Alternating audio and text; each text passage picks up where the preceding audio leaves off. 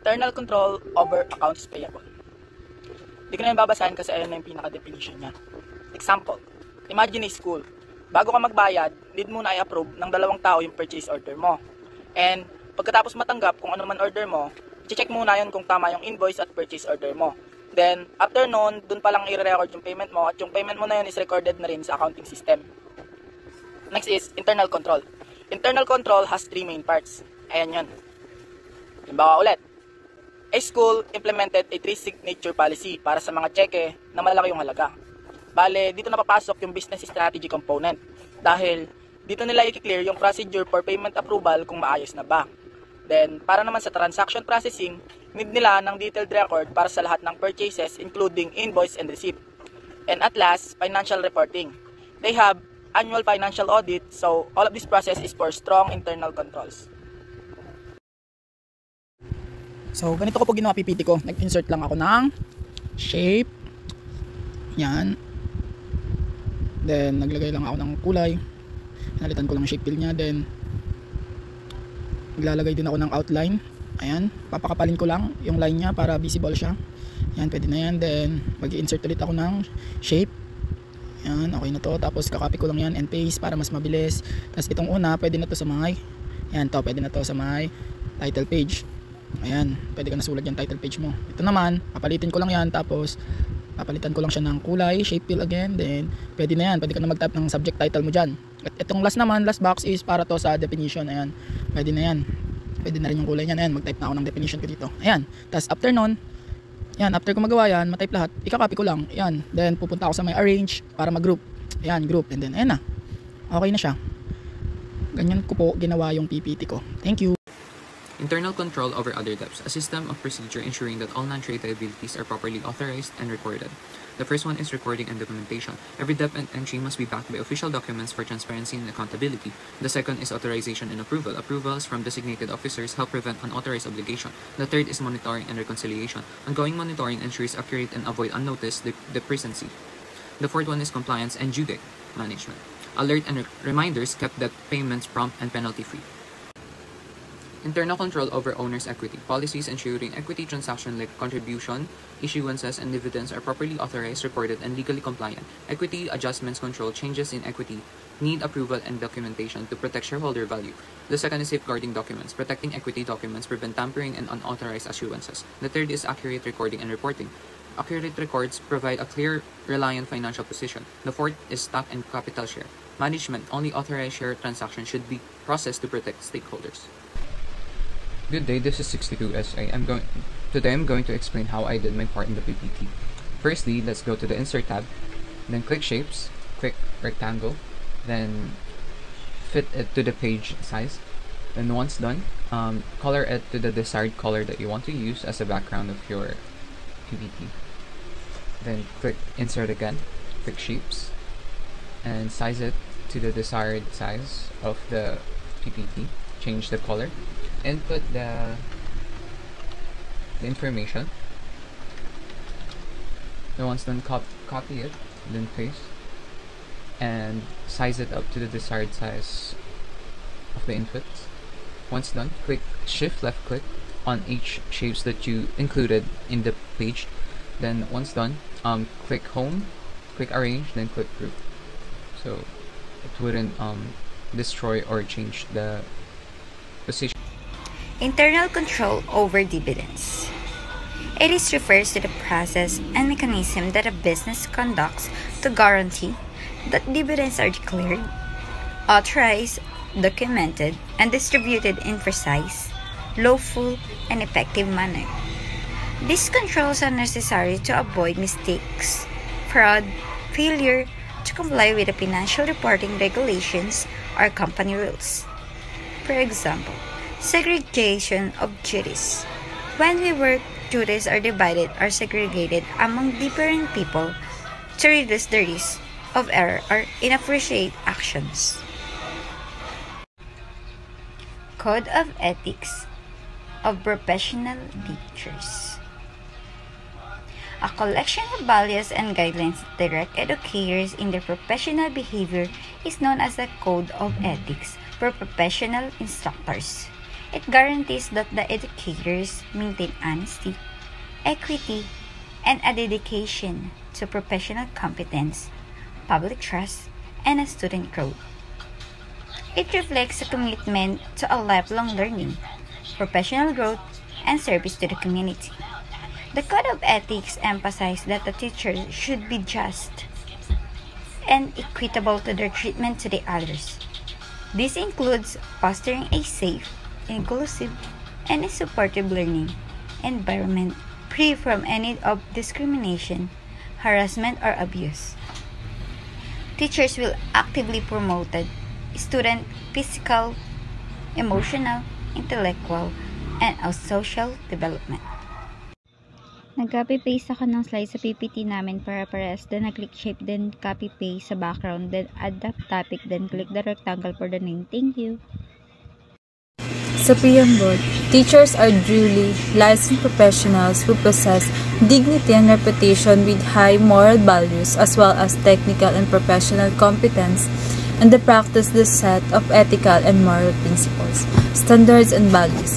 Sinasabi dito na ang teachers ay licensed professionals na may good values, dignidad at skill sa pagtuturo. Dapat silang magpakita ng tamang asal at professional na attitude.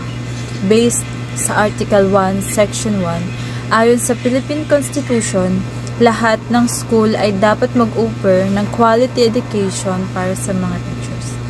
Kaya ang code na ito ay para sa lahat ng teachers sa Philippines. For example, ikaw po sir ay isang licensed teacher at nagtuturo ng maayos. Dapat respetuhin ka ng student as well as pati na rin ng school dahil ayon sa code na ito, dapat respetuhin ang mga guro. First is, pupunta tayo, mag-insert tayo ng shapes. Ayan. Pipiliin natin yung color na sinabi na sir para sa tamang PPT. And then, inayos ko lang yan. And punta tayo ulit sa shapes. Add tayo ulit ng shapes para naman sa mga isusulat natin. Kinapi ko lang siya para hindi siya, less hassle. Ganyan. Pwede mo siyang i-resize. Pupunta tayo ulit sa shape. Mag-insert tayo ng arrow kasi based dun sa sinabi ni sir, kailangan may arrow. And finil ko lang yung tamang color na dapat dyan. But same din na din sa arrow. After that, yan, type ka lang. Dapat same yung fonts ng lahat. Depende na lang sa title ng fonts, doon na iiba. Then, i-group na natin. Punta tayo sa arrange. Yan, i-group natin para pag chinek ni sir, hindi magulo at tama. Article 2, the teacher and the states. This section emphasizes the importance role of teacher in shaping the future of the nation. Schools are considered nurseries, place where future citizens are nurtured. Teachers are seen as trustees or caretakers of the country's culture and education, meaning they are responsible for passing on knowledge, values to their students. Teachers are expected to teach students about the cultures and traditions of the Philippines, strengthen their moral and values, encourage pride in being Filipino, promote love for the country, instill loyalty to the Constitution, and respect for laws and authorities. Article 3, the teacher and the community. This section explains that a teacher's role goes behind simply teaching lessons. A teacher is a facilitator of learning, meaning they guide and support students in their educational journey and helps in the overall development of the youth, including their values, skills, and attitudes. A teacher must provide an environment that is safe, supportive, encouraging, respectful. This kind of environment helps students learn better, feel confident, and grow as responsibly individuals. Step by step, paano ko ginawa ang PowerPoint? Step 1, click the rectangle and drag and fill outline, fill shape. Step 2, click the rectangle, in shape fill, and copy paste the title page. And then edit the plus error black size 20. Step 3, click the rectangle for subject title and shift fill and copy paste the title and Arial size 18. Step 4, click the rectangle for definition and copy paste the information and size 14 Arial. Step 5, click the rectangle ulit and copy paste para lang pantay. In step 6, click the arrow and shift fill. Step 7, copy paste the information. Step 8, click the rectangle for zoom name. Step 9, para hindi magulo ang mga I-arrange lang information. sila by group. Thank you. Articles 6 and 7. Article 6. The leader and higher authorities.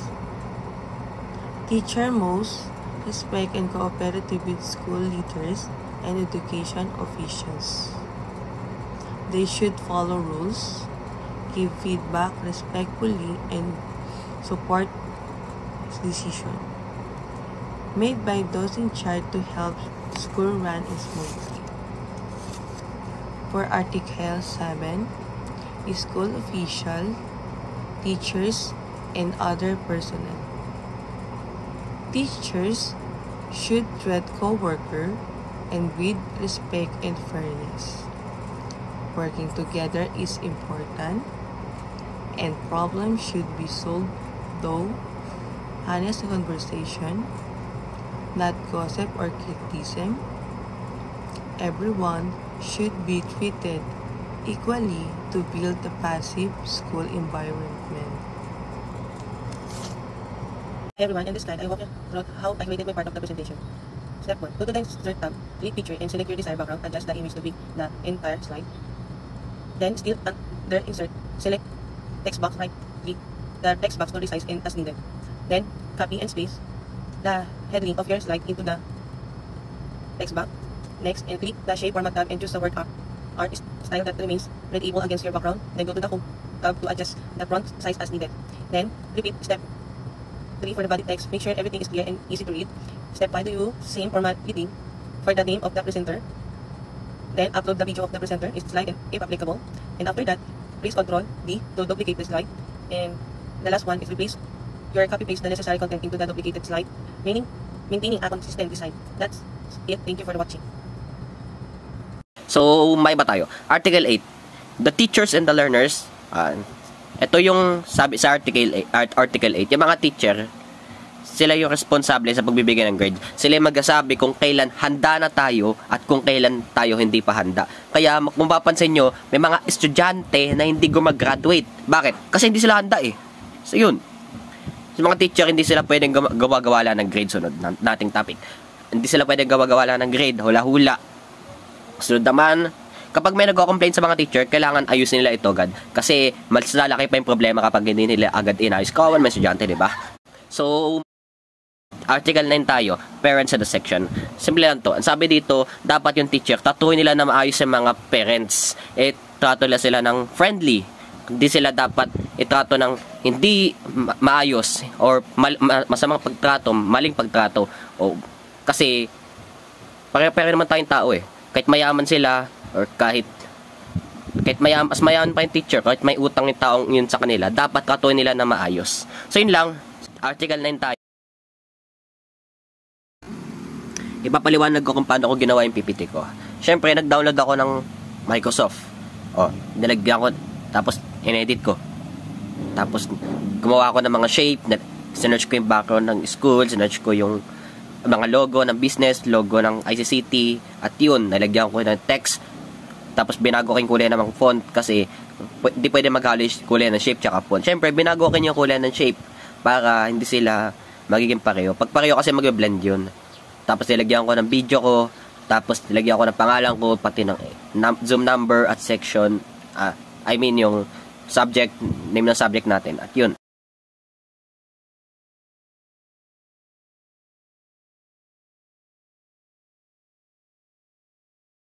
Magandang araw po sa ating lahat. Ngayon, i-report ko ang tungkol sa Code of Ethics for Professional Teachers, lalo na po ang Article 10 at Article 11 na may kinalaman sa pagiging guro bilang profesional at bilang isang tao. Article 10, The Teacher and Business. Dito po sa article na ito, pinapaalala na kahit guro tayo, kailangan natin mag-ingat sa pagnenegosyo para hindi tayo makaapekto sa ating trabaho bilang teacher. 1. Conflict of interest. Dapat iwasan ng guro ang mga sitwasyon na ang negosyo nila ay nakakagulo sa kanilang responsibilidad sa paaralan. 2. Fairness and integrity. Hindi po dapat gamitin ang negosyo para pagsamantalahan ang estudyante, magulang o kapwa guro. 3. Professional focus. Ang business ay hindi dapat makaapekto sa performance mo bilang teacher. For ethical business practice, ang guro ay dapat sumali lang sa legal at ethical na business. Buwal po ang illegal o dishonest ventures. Article 11. The teacher as a person. Sa article na ito, pinapaalala na ang guro kahit professional ay tao rin. Pero kailangan nating panatilihin ang magandang asal kahit nasa labas ng paaralan. Personal conduct. Ang guro ay citizen din at may freedom, pero dapat gamitin ito ng tama. 2. Public image. Kahit nasa labas ng trabaho, dapat nating ingatan ang image natin bilang teacher. Huwag nating sirain ang dangal ng propesyon. 3. Moral integrity. Dapat mataas ang moralidad ng teacher sa loob at labas ng paaralan. Role model tayo ng mga estudyante. Bilang mga future educator o professional, mahalagang sundin natin ang code of ethics na ito. Hindi lang ito para sa atin, kundi para sa mga estudyante, paaralan at buong komunidad. Maraming salamat po. Sa PowerPoint ko, nag-add lang ako ng mga rectangular shape and arrow like this. Then kinapi-paste ko and type ang mga word and sentence na kailangan ko. Yun lang po, maraming salamat. Hi, this is Kim. I'm gonna be the reporter of article number 12 and article number 13. So, okay, let's proceed. So, para mas maintindihan natin ng article number 12, that will be disciplinary actions.